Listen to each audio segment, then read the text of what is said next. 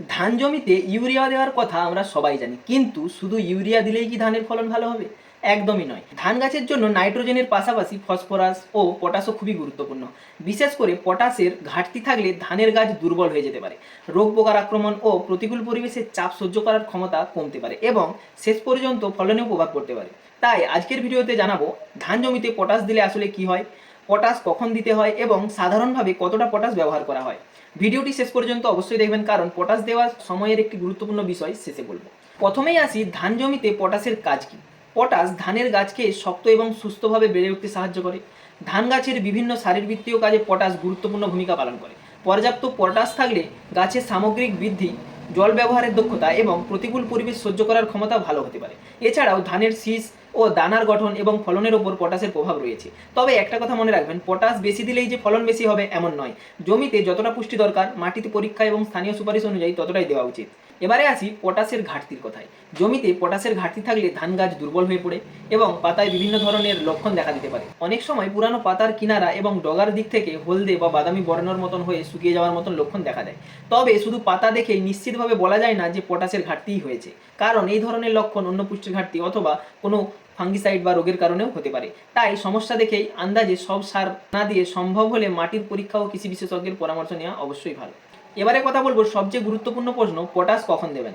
ধান জমিতে পটাশের প্রয়োজনীয়তা নির্ভর করে ধানের জাত, মাটির উর্বরতা এবং আগের ফসল কী ছিল এবং মাটিতে থাকা পটাশের পরিমাণের ওপর। সাধারণভাবে ধানের পটাশের সার ব্যবস্থাপনা একেবারে পুরোটা না দিয়ে ভাগ করে দেওয়াটাই পরামর্শ কিন্তু অনেক ক্ষেত্রে দেওয়া হয়। বিশেষ করে রোয়া ধানের ক্ষেত্রে জমি তৈরির সময় বা শেষ জমি তৈরির সময় পটাশের একটি অংশ দেওয়া হয় এবং বাকি অংশ কুশি বা শীষ বের হওয়ার আগে বা পর্যায়ের কাছাকাছি দেওয়া যেতে পারে। তবে আপনার এলাকায় কৃষি দপ্তর বা মাটি পরীক্ষা রিপোর্ট যে মাত্রা বলা হয়েছে সেটাই কিন্তু আপনারা ইউজ করবেন। এবারে আসি পরিমাণে। এখানে একটা গুরুত্বপূর্ণ বিষয় বুঝতে হবে, কৃষকরা সাধারণত বাজারে এমওপি বা মিউরেট অফ পটাশ সার ব্যবহার করেন।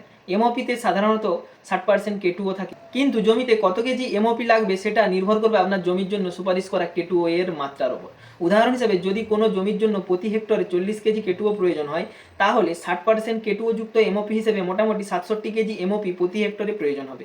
অর্থাৎ 1 একর জমিতে আনুমানিক 27 কেজি এমওপি অর্থাৎ পটাশ প্রয়োজন। কিন্তু এটাকে সবার জমির জন্য নির্দিষ্ট ডোজ মনে করবেন না, প্রত্যেক জমিতে আলাদা আলাদা ডোজ হতে পারে, কারণ মাটিতে আগে থেকেই কতটা পরিমাণ পটাশ আছে, মাটির ধরন কি, আপনার এলাকার কৃষি সুপারিশ কি, এসবের ওপর প্রতিকূল ডোজ নির্ভর করবে। তাই মাটির পরীক্ষা অনুযায়ী ডোজ ঠিক করাই সবচেয়ে ভালো। আরেকটি বিষয় অনেক কৃষক জানতে চান, ইউরিয়া বেশি দিলেই কি পটাশের ঘাটতি পূরণ হবে? না, ইউরিয়া মূলত নাইট্রোজেন সরবরাহ করে, আর এমওপি এর মতো পটাশ সার থেকে মূলত পটাশিয়াম বা কেটু পাওয়া যায়। তাই ধানের জন্য শুধু ইউরিয়া নির্ভর করে না, মাটির প্রয়োজন অনুযায়ী সুষম সার ব্যবস্থাপনা করা অবশ্যই দরকার। তাহলে আজকের ভিডিও থেকে মনে রাখবেন, পটাশ ধানের গাছের জন্য অত্যন্ত গুরুত্বপূর্ণ একটি পুষ্টিকর উপাদান।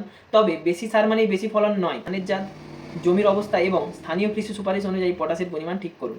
আপনার জমিতে কোন জাতের ধান চাষ করেছেন এবং কত বিঘা ধান চাষ করেছেন সেটা অবশ্যই কমেন্টে জানিয়ে যাবেন। ভিডিওটি ভালো লাগলে অবশ্যই লাইক করুন আর আপনার এলাকার কৃষক ভাইদের সঙ্গে শেয়ার করবেন। এমনই কৃষি বিষয়ক সহজ ও গুরুত্বপূর্ণ ভিডিও পেতে চ্যানেলটিকে সাবস্ক্রাইব করে পাশে থাকা বেল আইকনটি অবশ্যই প্রেস করে রাখুন। আবারও দেখা হবে নতুন কোনো ভিডিওতে, ততদিন ভালো থাকবেন, সুস্থ থাকবেন। ধন্যবাদ।